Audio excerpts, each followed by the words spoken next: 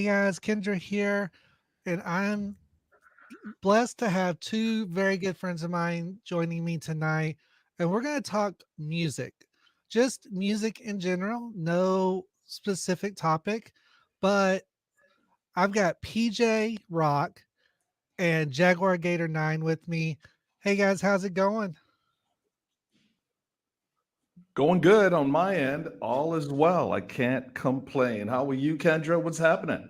I'm good. Hey, Gator 9, JG9 for short. I will probably just call you that. How are you tonight?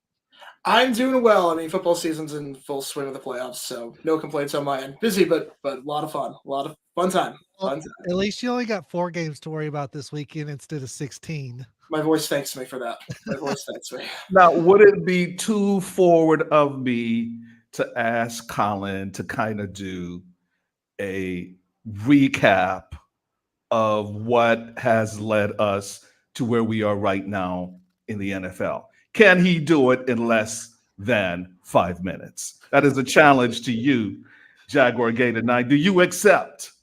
I accept the challenge. 5 minutes is nothing. 5 minutes is nothing.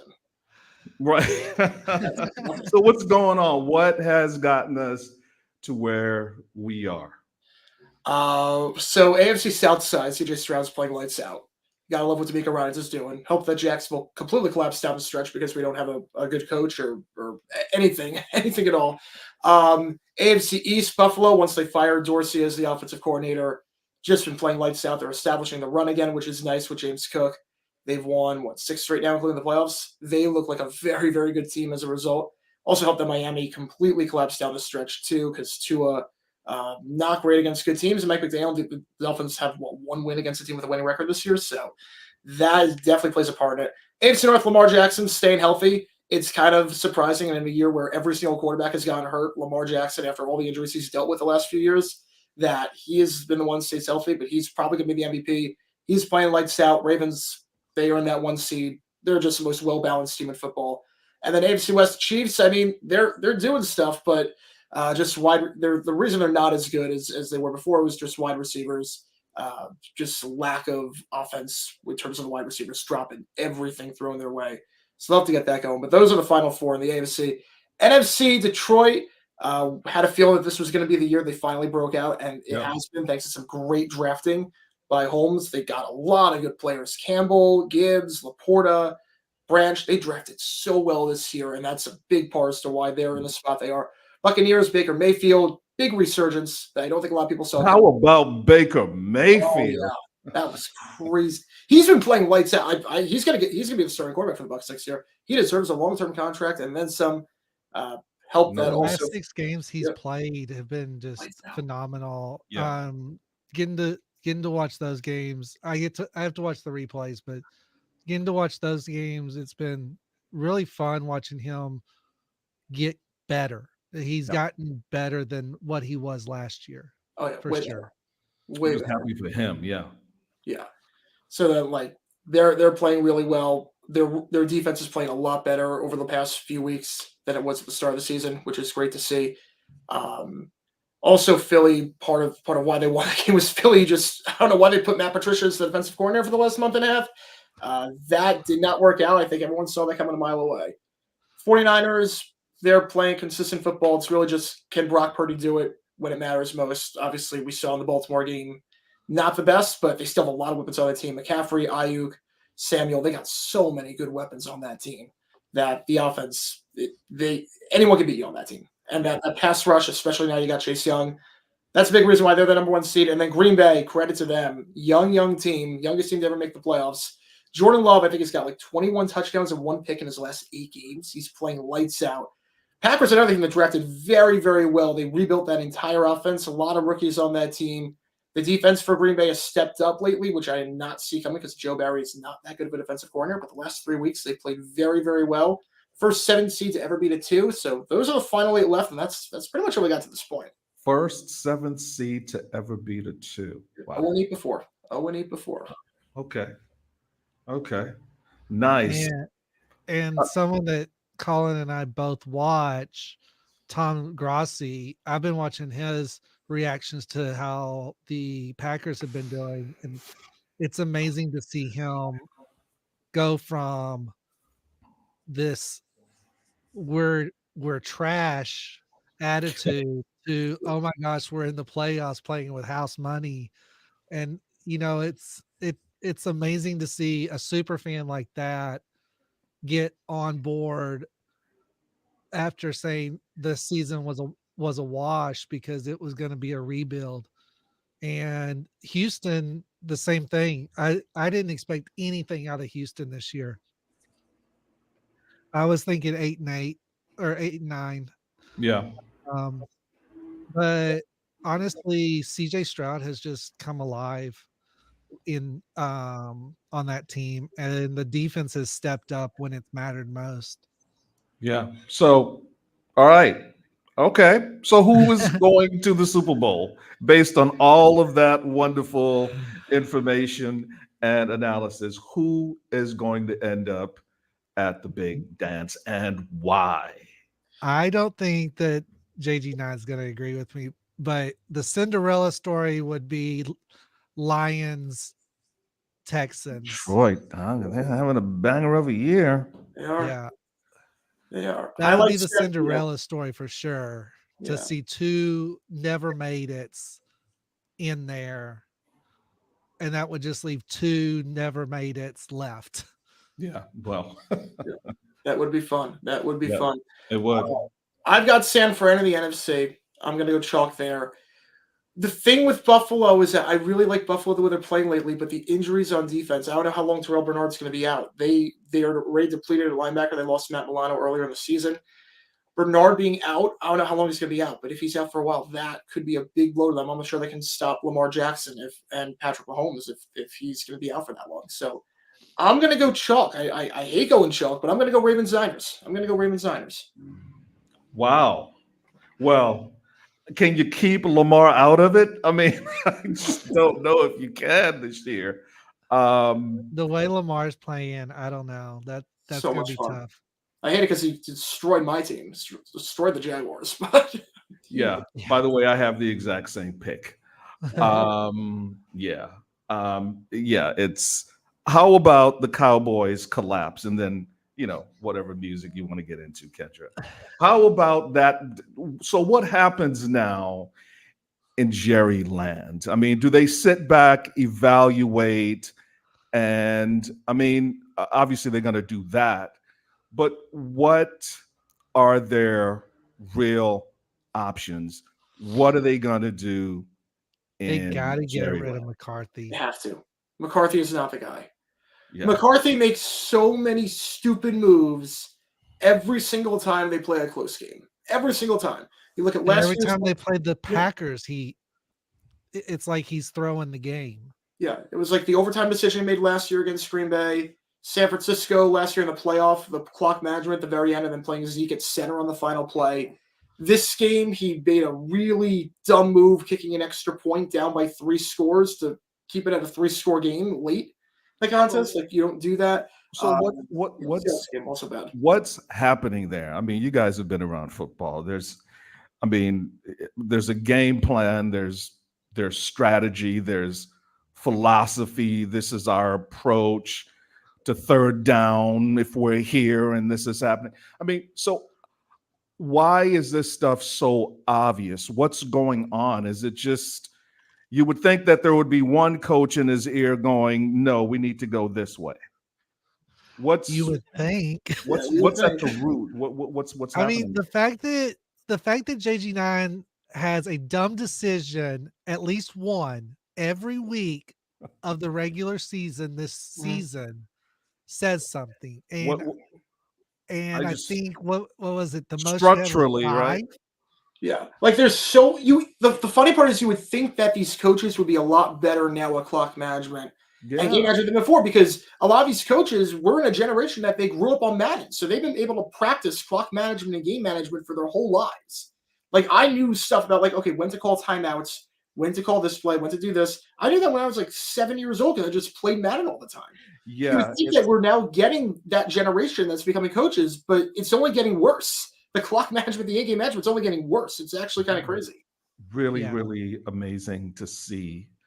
So, Dak, how would you grade the season Dak has had? Has he had like two seasons in one, or has Dak was he the pillar of consistency throughout this run? Where are you going to put Dak when we wrap this whole thing up?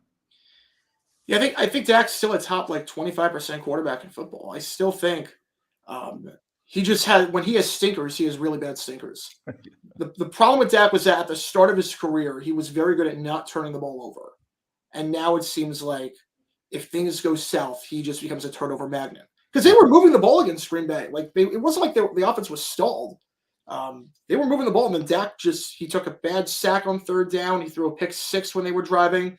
That's really what comes down to it. In the San Francisco game, same thing with Dak. Yeah. He's still a very good quarterback. He can still get you there. I still believe in Dak. Just cut back on the turnovers. And Kendra, I know you probably seen a ton of their games. A lot of these games, uh, came down to other issues other than Dak's performance. Am I Yeah. right about that? Right? Yeah. I mean, Dak has his issues, but he's also got receivers that have issues. He's got a line that can't protect him half the time. And he's got coaching that is shooting him in the foot. Yeah. I mean, Tony Pollard, we thought he was going to be the number one back in Dallas this year, and he has been a massive disappointment this year. I thought he was going to take a big jump after what happened last year. Yeah, Like yeah. there was a play against Miami where he had a walking touchdown. He just didn't find the hole. And then Yep. CeeDee Lamb, I mean, he's had a great season, but he was not on the same page with Dak the last game. And as well, Dak could have played lights out against Green Bay, but at the end of the day, Dak wins defense. Absolutely. It If was so CeeDee bad. Lamb would have played like he did in the last 2 weeks, they would have won that game. I think so. He just couldn't catch the ball. Yeah, yeah. And sometimes that is the way the cookie crumbles in the NFL. Well, that challenge was 100% met. It might have been under 5 minutes. I am So, subscribing right away. Thank you. so, Thanks, man. Thank you. so I know Colin is a massive Billy Joel fan, Massive. and I know he's a Michael Jackson fan as well. PJ, I know you are somewhat of a Michael Jackson fan. What got I'm going to ask about him about Michael first, and y'all can talk this out. What got you into Michael Jackson? What album was it that really solidified your love of Michael Jackson? Colin, you want to go first or should I take it? Yeah, I would say Thriller. I would say the Thriller album definitely got me hooked first. The imagery, like the music videos and whatnot were incredible. The vocals are just it's sheer raw power with Michael, which is what I really love about him. He can hit notes for that, and very few guys can belt out the way that they do. The other thing with Thriller was that it was all killer, no filler. 9 songs, half an hour, but every song has replay value. Yeah. Like there were no skips on that album. And that's what I like about Michael Jackson albums. A lot of them, there's very few, if any, skips. You can just listen to them the whole way through, and you're getting banger after banger after banger. I do that a lot with Billy Joel stuff. So yeah, and Michael stuff. So yeah, I can understand that. PJ? Yeah, no question for me. It would have to be Off the Wall. Iconic album, iconic photo work of Michael on the front side of that album and on the back side of that album. This was, I want to say, 79, late 78. Yeah. Don't Stop Till You Get Enough. Rock With You. Rock With You was um, the song that really turned on my Michael gene. I loved all the kiddie stuff, the Jackson 5 stuff, um, kind of before my time a little bit, but really enjoyed that stuff. But the Off the Wall album is, again, what turned on my Michael Jackson gene. Working day and night, Get on the Floor. If you were to ask me what my favorite Michael Jackson album is today, I would have to say, still, with all of the great stuff he's done, Off the Wall. It was vintage MJ. Yeah, between Off the Wall and Thriller, I mean, massive, massive ability was shown with those two albums and two very different albums as well. Um, Off the Wall, very disco influenced, especially with Rock With Me and some of the others. And then Thriller was just that almost that hard rock sound that we came to expect from his later 80s albums. But yeah, those two for me, it's hard for me to pick either one of them as my favorite because I like both of them. But Well, the only reason I picked it is because you made me. Well, did you?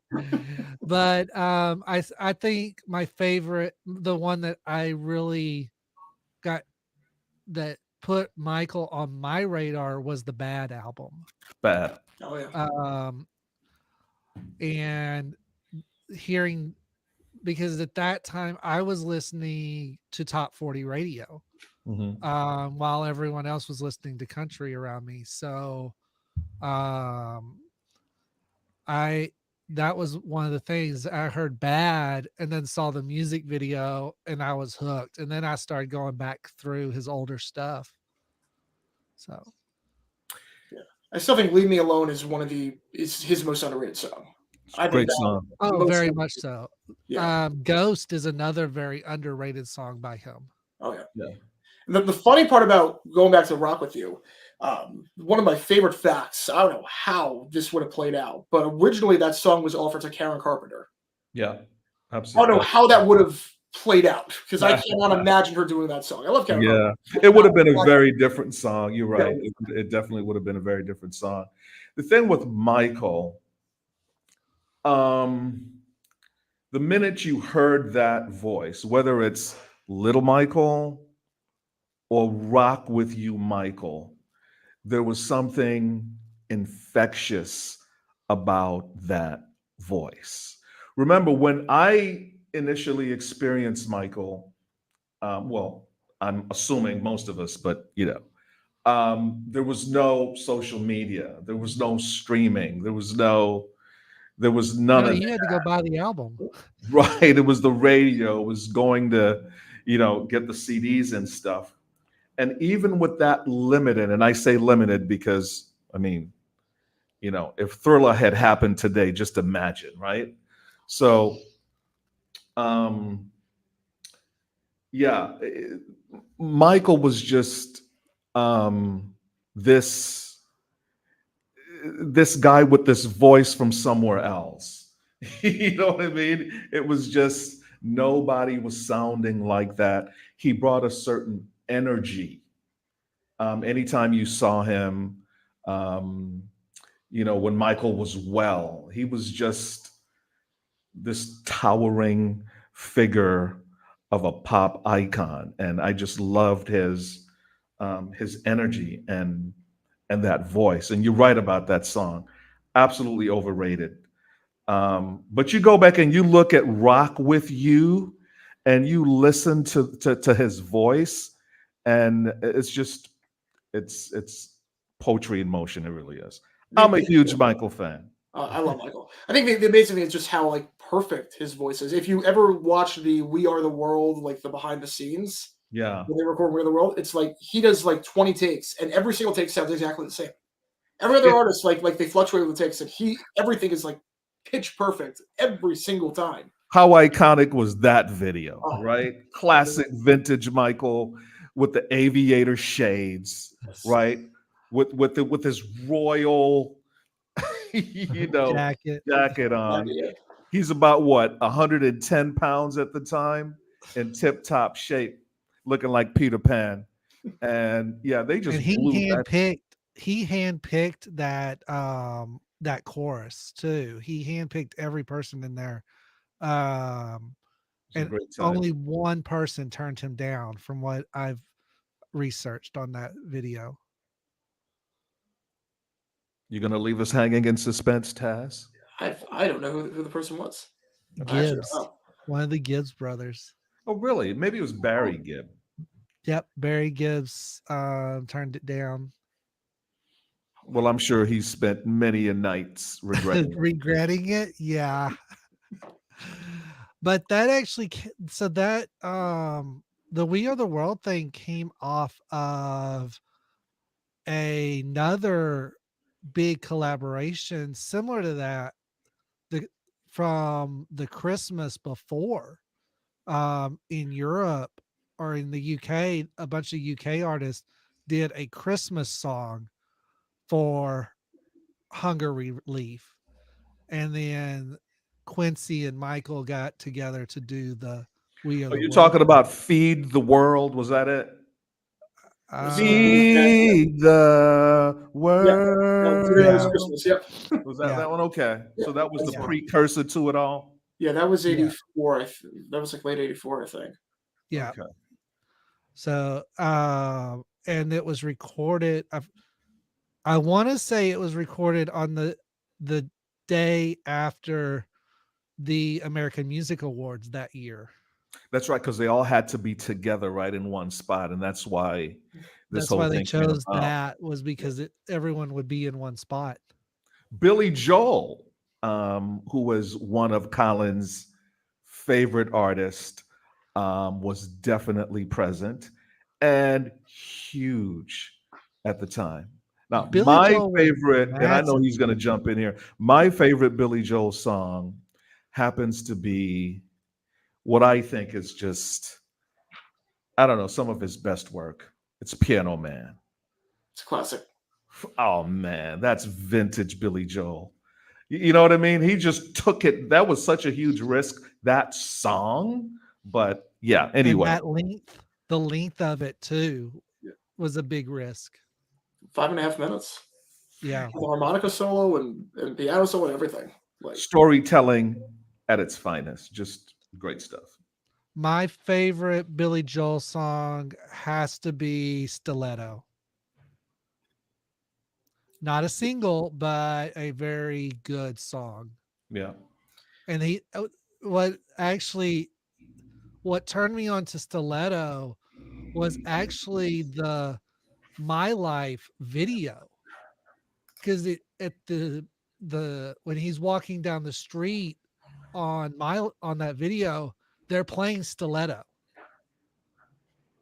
and then it cuts to My Life. So that's what I was like, I got to find out what this song is, because I love that beat, and turned out it was Stiletto. Nice. I think if you want vintage storytelling with vintage piano playing and just the way he weaves everything into together, I would go scenes from an Italian restaurant. I would go with Yeah, scenes. That that's is got to be my number two. that's a masterpiece. Yeah. How he weaves all those songs in together with each other, brings it back to the beginning at the very end. The storytelling there is phenomenal. He's a masterful lyricist. No question about it. And Colin, what did you think of that video that they made during COVID for scenes for the Italian restaurant? I love the animation style for that one. I love the sketchbook style. I thought they did a very good job with that. And then Zanzibar got a video made for it as well. I made you watch both of those back to back one night. Very different styles though. Very. Um, The other one was very like 70s neon, like very much like that. But they both work really well for the songs and for what we're trying to convey. yeah. has Billy Joel gotten his due? So I'm assuming that Billy Joel is in the Rock and Roll Hall of Fame, right? He has to be. I don't think he is yet. Is he? I actually don't know. I don't know. I don't know off the top of my Hey head. Siri, is Billy Joel in the Rock and Roll Hall of Fame? He is. He is? Okay. Yeah. I know he's in Songwriters Hall of Fame. This is from Britannica.com. For more, say open this on iPhone. Thank you, Siri. That'll be it for now. Uh, William Martin Joel. He was born in May in 1949. Songwriter, pianist, His nickname, of course, is the Piano Man, after his signature 1973 song of the same name. He's had a brilliant music career as a solo artist since the 1970s. Billy 70, Joel. Colin, wasn't 76 his first hit? Piano Man was 73, I think, became a hit. Oh, I think Piano Man, I 73. think 73 was the first, Yeah. was the year it became a hit. Has he gotten his Um, due? Has he gotten his due? the My Life albums, when I really, that was the first album I heard of his. And then I went, of course, to go back and listen to all this stuff. But my, I got big into Billy thanks to Garth. It was Shameless. Um, Garth Brooks covering Shameless, uh, and then doing You May Be Right at the end of all his shows. And then I found out that Garth does Miami 2017 during sound check. So he's playing 3 Billy songs every show, basically. Wow.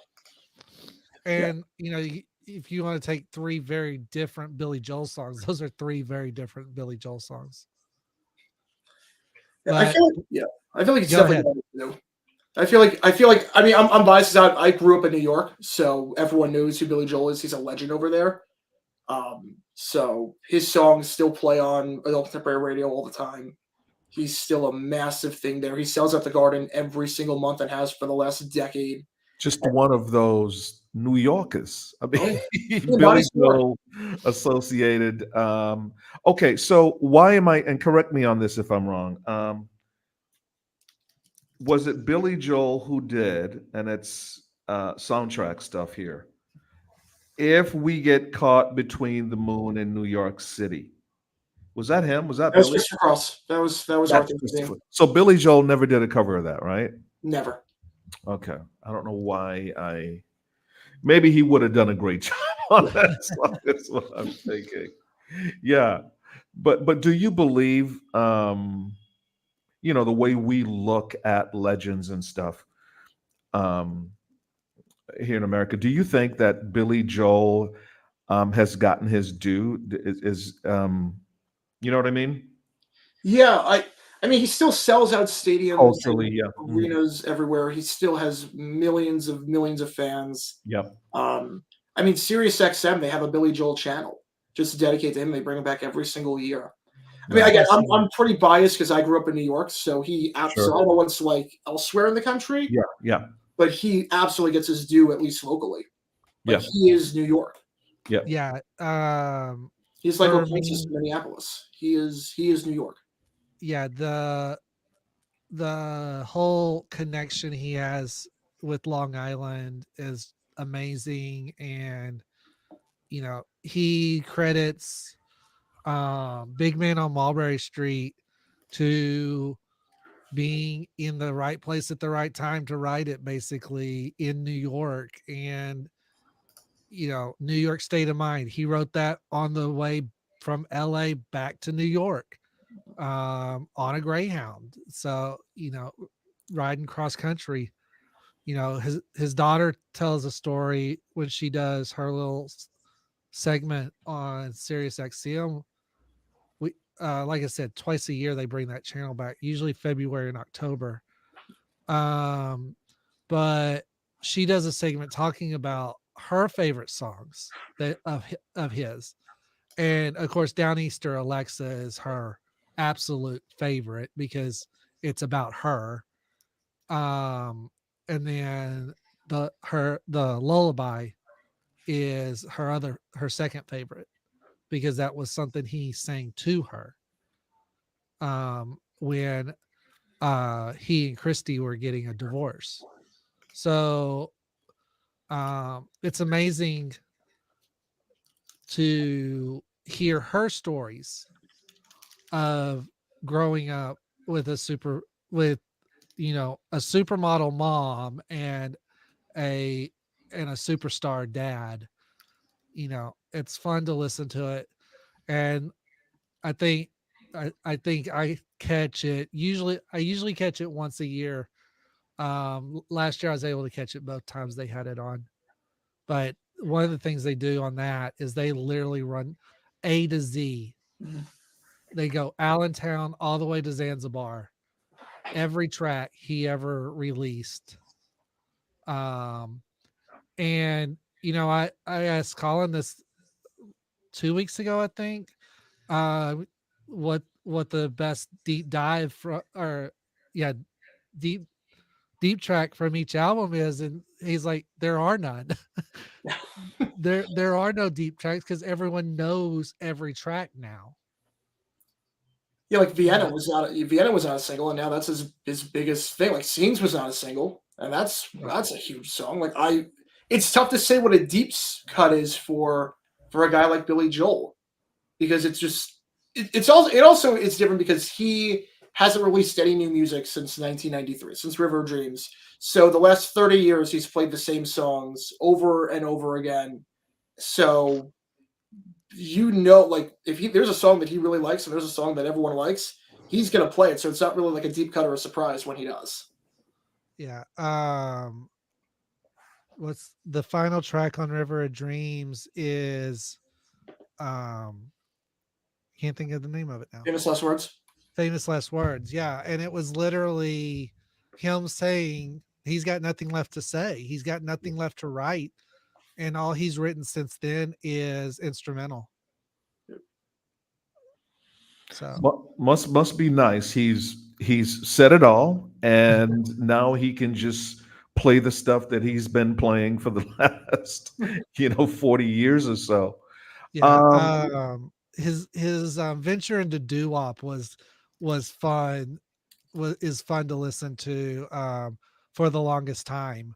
They do that a cappella um, on stage, and it sounds amazing. I've gotten to see some videos of it. The one year that he was in Texas that I could have gone was at the Arlington, the ballpark in Arlington, former home of the Rangers.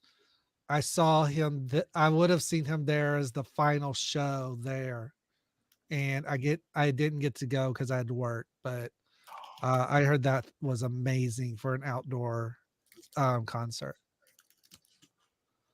But yeah, there's lots of songs by him. We could spend 3 hours talking about his music, and you know, it's fun to talk. It's fun when people understand your love for a certain artist because they love that same artist just as much. Very cool. Now, I may not love him as much, Taz, but I certainly appreciate your fondness for, Mr. Joel. Another what introduced me to Billy Joel was MTV, and as a kid, I was a huge consumer of MTV. MTV As was I. exposed, yeah, I mean, MTV exposed me to a ton of different things. Um, and it was through a lot of those videos that I became hip to. Uptown Girl was a really cool one, and correct me if I'm wrong, Colin. There was maybe that song was based in a bit of truth about his then, I don't know, wife or girlfriend, Yes. and so that was interesting when the VJ would bring that on in MTV. That would sort of be the tease going into it sometimes. So I have a strong association with Billy and my whole MTV experience, probably maybe like you guys do. I watched MTV a little bit. Of course, I watched MTV probably 86 to Mm, 93 ish. So I got to see MTV when it was actually 90% music and 10% TV shows. gotcha. Um, I remember the show Remote Control. That was kind of the game. That was kind of my favorite game show to watch. Yeah.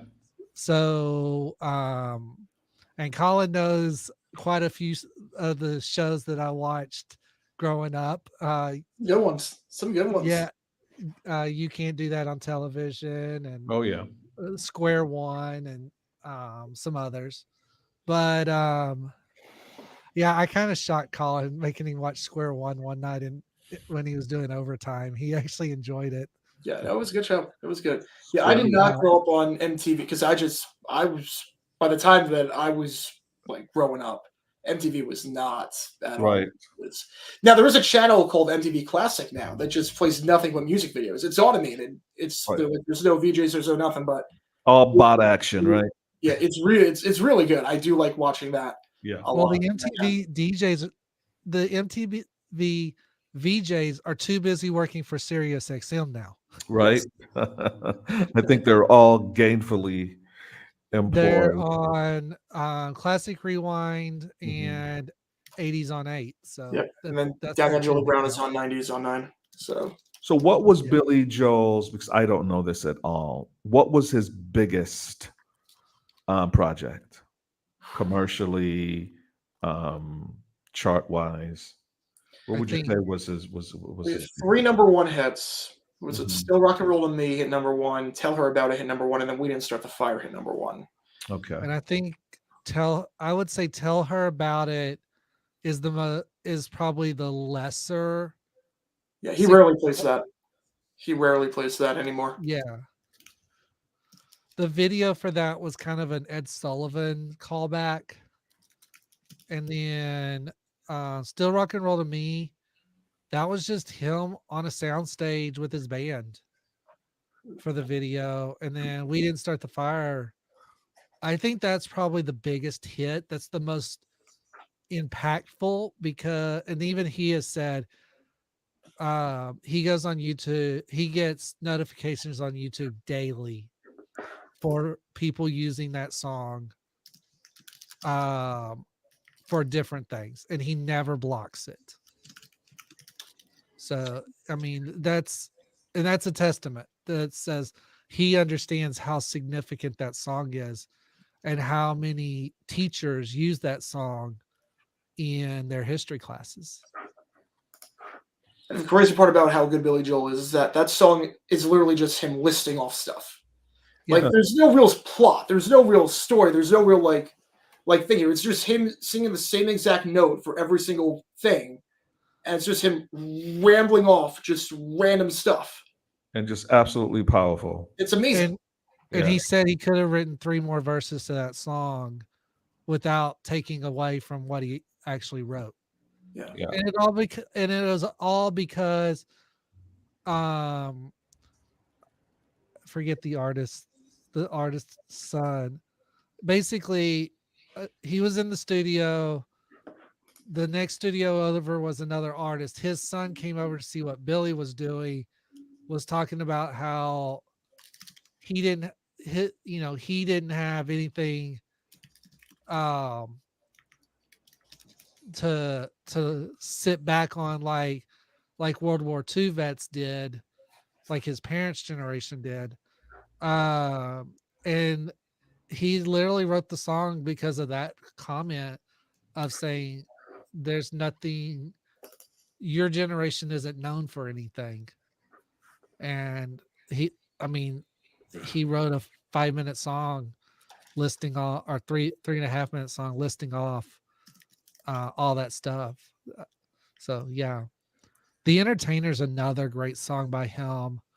And live, he actually sticks a verse in that got cut out of the album version. So, That's the but great irony in that is because he talked about in the Entertainer, the point of the song is that he had a hit and it was too long. yeah, he's talking about Piano Man being a Yeah. hit that was too long and getting cut down, and then The Entertainer actually ran long and they cut a verse out. So, it's that one, I think that had a lot of other commentary in it as well, just about the music business in general.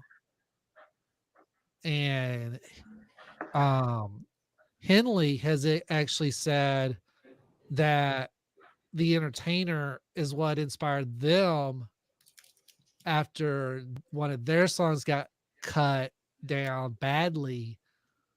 That's what inspired them to write Desperado. Hmm. So I think one of his, for me, more interesting songs that really speaks culturally is still rock and roll to me. That song, I think, is um, just for me. I've always connected with that song's the lyrics and the whole sentiment.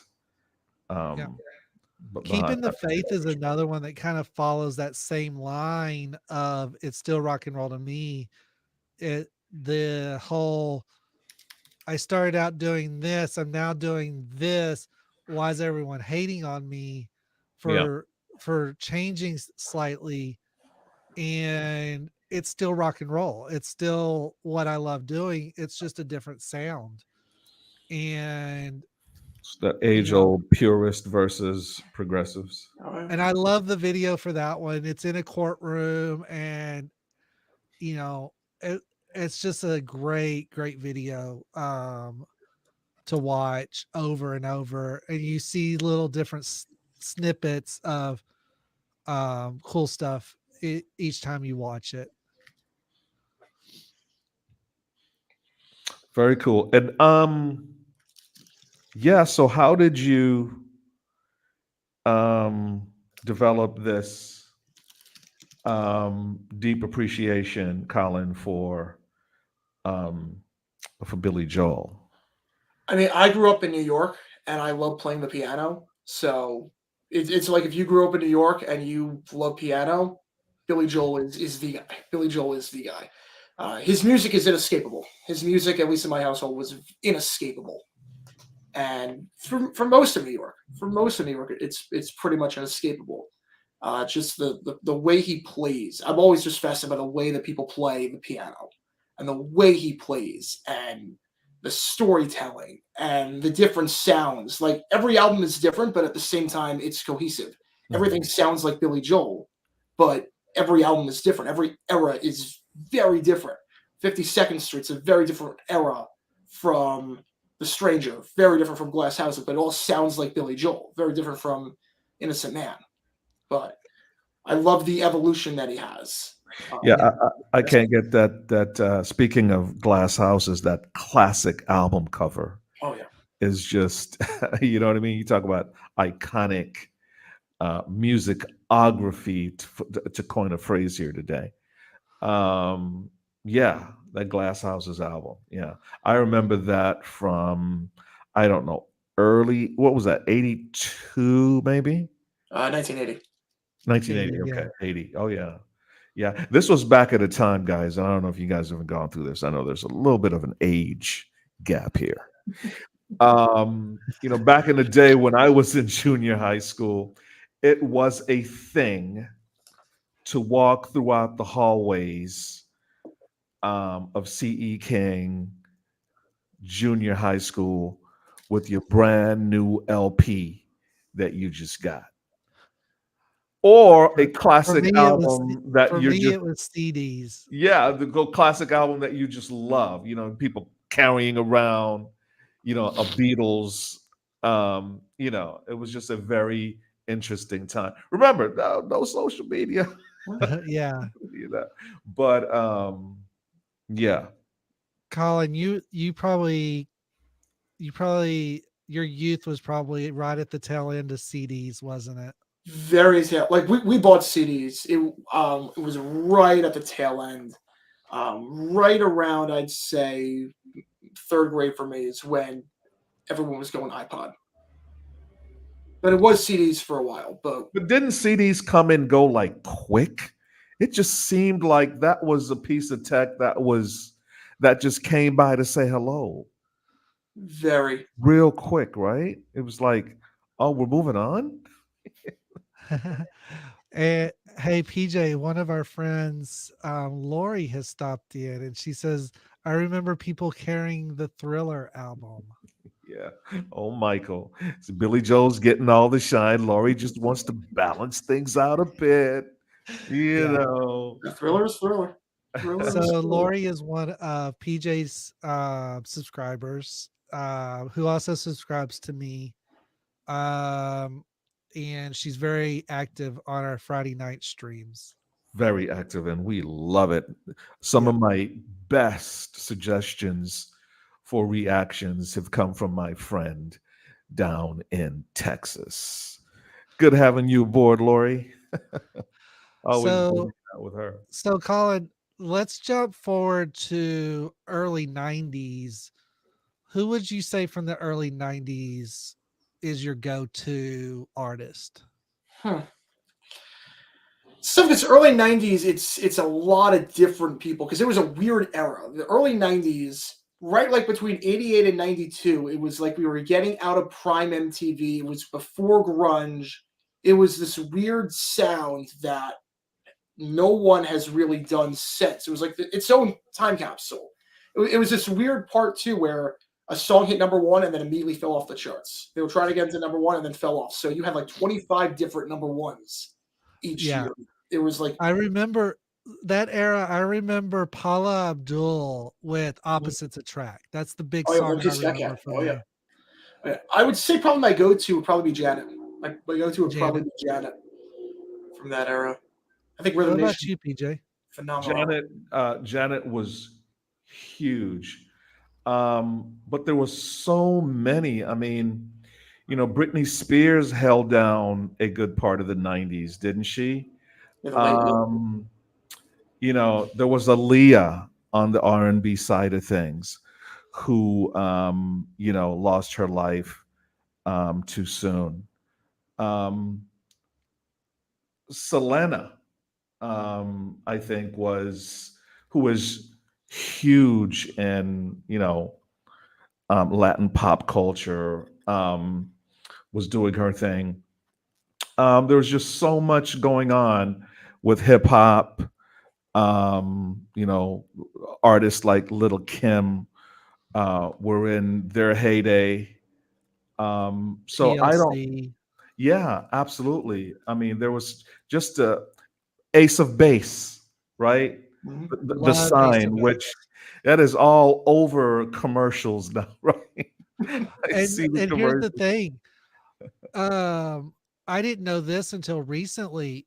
Ace of Base, their debut album was called Happy Nation, Happy except in the Nation, US where it was called The Sign. And the The Sign sign. is not even on Happy Nation. It was a US only cut. Oh wow. Wow. Well, whoever So, made that decision read the market Genius. right. Turned Genius out decision. okay. yeah, I mean for a European band to have such a great album over there, change a few songs and release it here under a totally different name. They were huge. They were massive success. Yeah, Ace of Um, Base was doing their thing in the 90s. Also, on the hip hop end of the spectrum, in the early 90s, the Ghetto Boys put out a huge hit, which pretty much shook the foundation of hip hop and changed a lot of things. The song was called, had a great sample on it. The song was called "Mind Playing Tricks on Me" in '91. Yeah, um, you picked a Yeah. really, really cool era. Shell Crow. yeah. Yeah, Um, Colin, when what was the Jets from late Jets was 80s late to early '80s. 90s? That was they didn't really make it to the early '90s. They were just late yeah, '80s. they were done by the Jets. That's '88. a family, right? A family group. Yeah, Yeah. I think I in I Minnesota. actually so Samoan, maybe. one of the episodes of Square One I had Colin watch, literally the first segment was the Jets. Hmm. doing a song called Infinity. Hmm. And Colin was like, I know this band. I know this Yeah. band. And finally he realized who it was. The Jets. They were huge. They were huge. Oh, Yeah. They got a lot of play across the spectrum. Um, I listen to them on R&B radio. I definitely know that they played on. They were in top 40, obviously. Right. Yeah, those guys were also a product of really good timing and some good family harmony. They were a great fun band and stuck around for a bit. yeah, Yeah. Synthesizer style band. Oh yeah, they were definitely 80s. Yeah. definitely. You could tell Rocketeer is like one of the most late '80s songs ever made. You could tell. Yeah. Yeah. Colin, what era is your kind of go-to if you're editing videos or just sitting back, relaxing, trying to not do anything? Yeah, I would probably say like 88 to 91. Like, so here's the thing, there's a playlist on Spotify. There's a guy that does a playlist, and they update the Billboard Top 40 from that week Oh in wow. 1989. And they Oh update it wow. every single week. And you listen to that like all the way through. And there's no skips. But the weird thing about it is how different everything sounds. You could go from the Bee Gees, they had a hit then, to Guns N' Roses, To Bon to Jovi. Bon Jovi, to Debbie Gibson, to Mike and Hall Mike. and Like you Oates. could go with, yeah. Like everyone who's anyone had a hit in 1989. Yeah. Yeah. Like it was Yeah, just a yeah, yeah. great era for music. You had Oh, key changes and it's different sounds and solos. It was incredible. yeah. Lori says the Bangles is another Oh one. yeah. Classic, classic. Um, Um, we also had a lot of one-hit wonders during that time too. Do you think that's just a product of it was so saturated with music that it was hard to get back on the charts, or back to the top of the charts with your follow-ups? I would say that definitely played a part in it. There's always going to be one hit wonders for any era. I would say that was a weird transitional period where Right. no one really knew what was going on.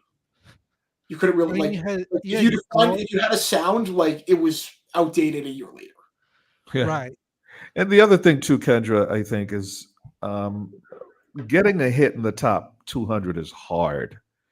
And sometimes everything comes together for that one artist there in that studio. The right drugs were in place, the right producer, the right engineer happened to be there, and they made magic that night. It happens. I mean, Right. you hear of some of these renowned rock concerts for their flawlessness, that everybody was just in a zone, right? And you get these one hit wonders, and it's tough to create that magic consistently. It's tough. Not a lot of people do it. What was the year that Billboard altered how they were counting radio play also? I have no idea.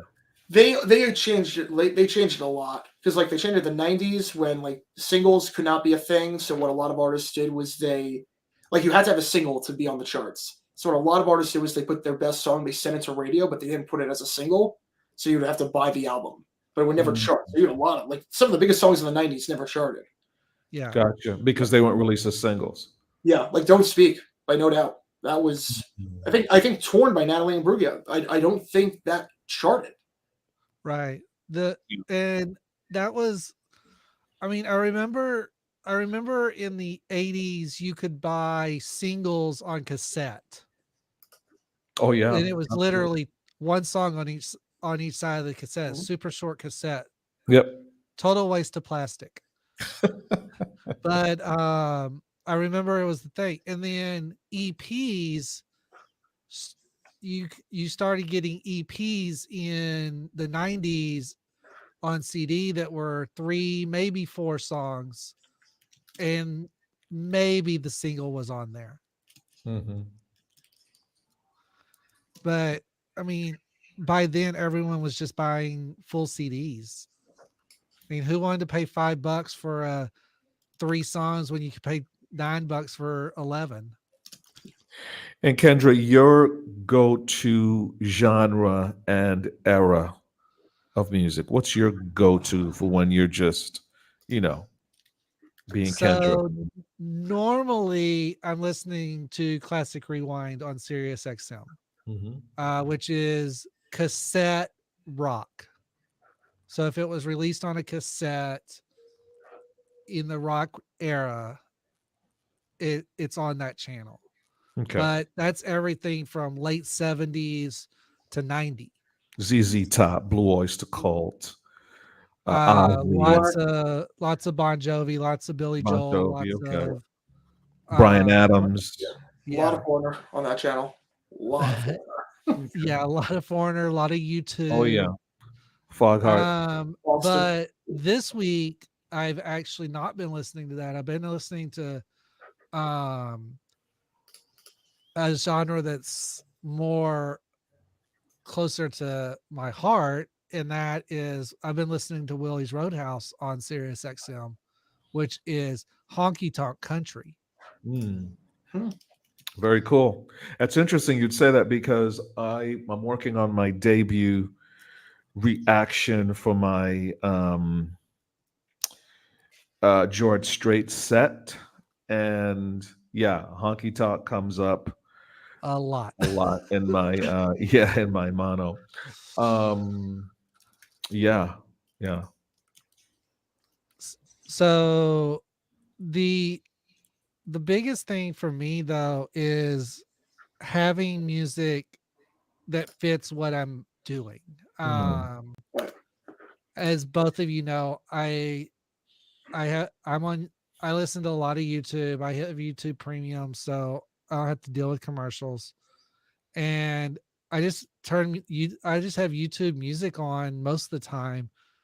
And now that I have my Sirius XM account back, I have that playing almost 24/7. One of those two channels or Billy Joel channel when it's on. yeah, definitely for me it's mood. If I yeah, it depends. I mean anything for me from Twisted Sister. I Oh love yeah. it, love it. We're not gonna take it. So it could go, from some classic piano stuff, um, you know, classical violin stuff, the range, jazz, hip hop. Lately, there's a lot of interesting stuff coming out of the African continent as far as um, progressive uh, type music, and it's been about around 2018 or so, but so genres like amapiano, which is an interesting one coming out of South Africa, which is piano based, but there's a lot of syncopation. It's electronic based, but it's very, very different. It's almost to me, if Africans were going to do hip hop, maybe this is what you get. But it's often looked at as a subgenre of house music. I don't know how familiar you guys are with house music, Yeah. but it's a subgenre of house. It's a really, really interesting sound, and one that I find really soothing when I'm just doing editing and stuff. Just I'm a piano, and there's another one called, I think it's Afrobeat. Really interesting melodies. Sometimes it's in a different language, and to me, it's just sort of refreshing in a way. Yeah. Yeah. What's y'all's take on techno style music?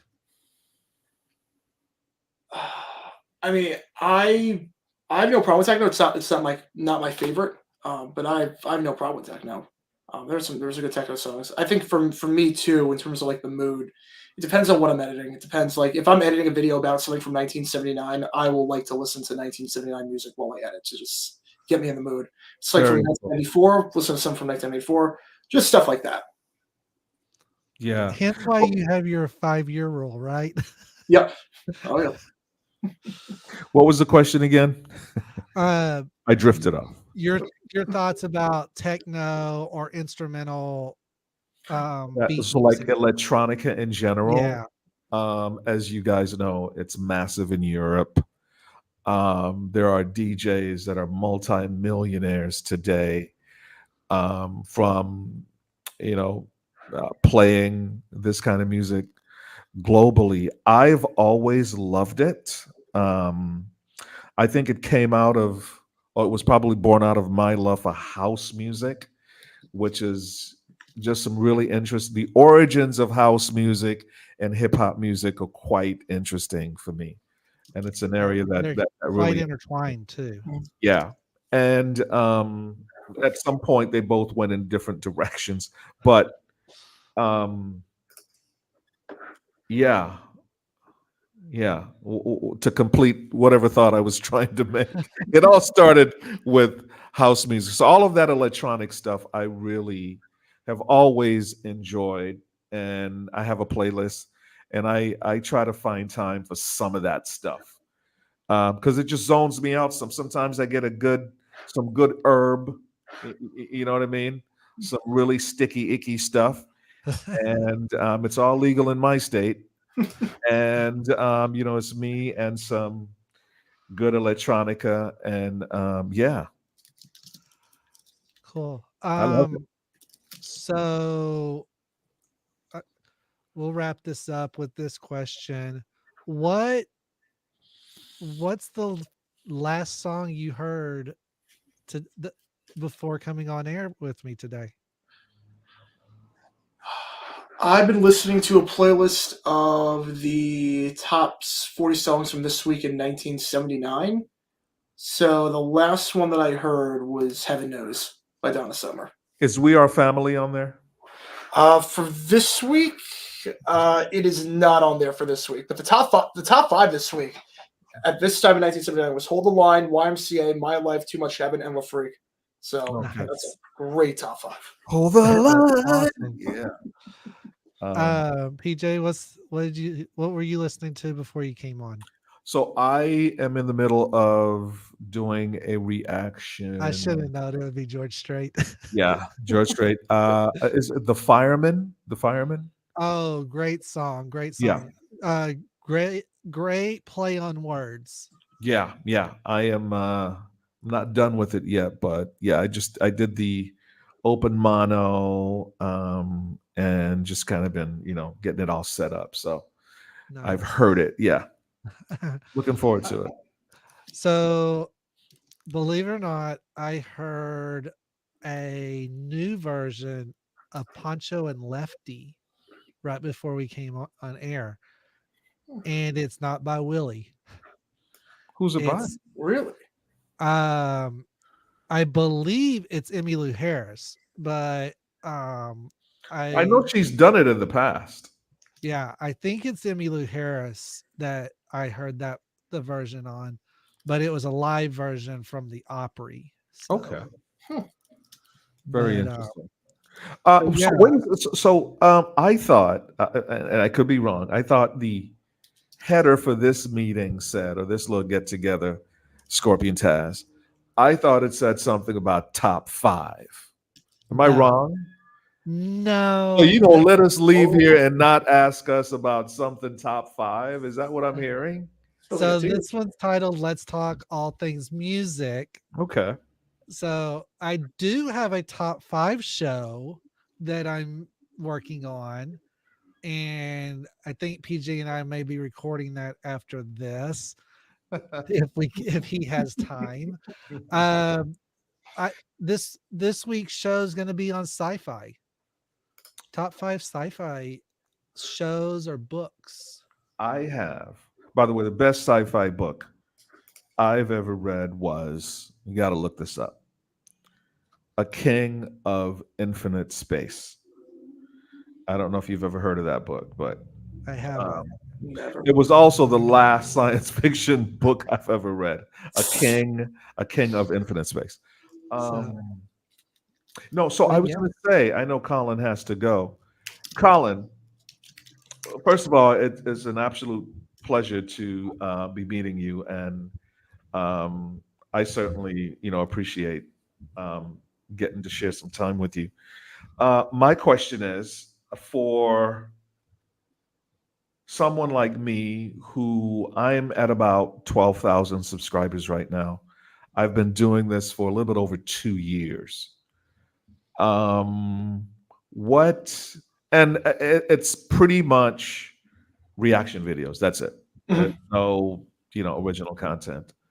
From time to time, I may try to be funny, but it usually doesn't work out. we let Mr. H be funny.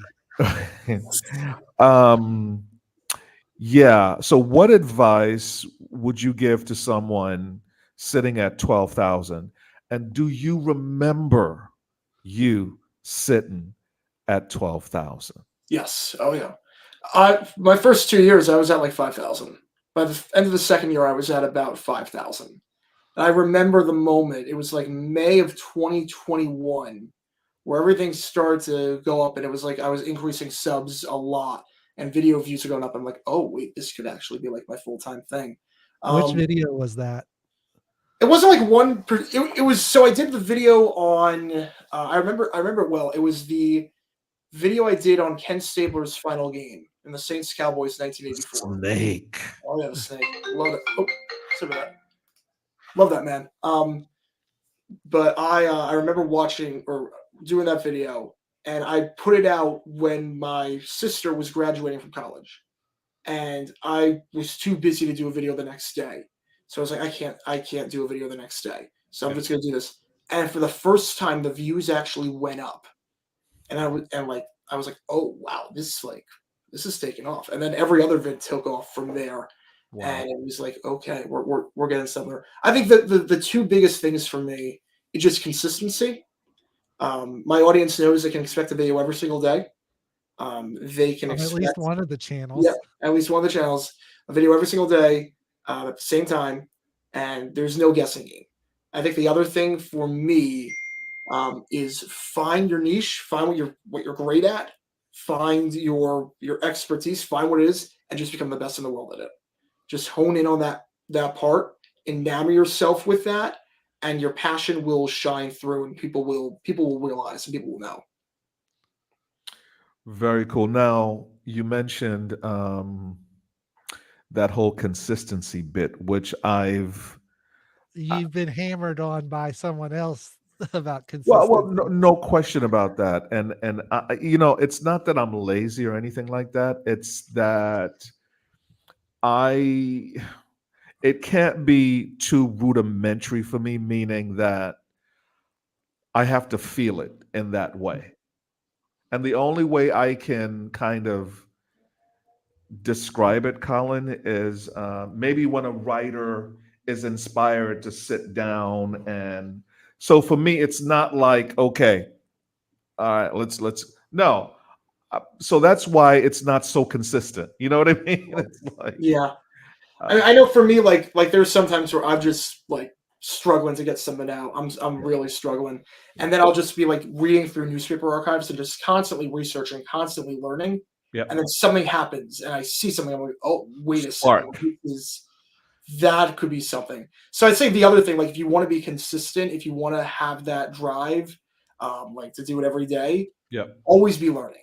yep. Always like there's stuff that I like the video that's coming out tomorrow. I have no clue what it's about, but I know I'm going to learn something new. I know I'm going to learn something. I cannot wait to do a video on it. Very So cool. Well, PJ does this thing.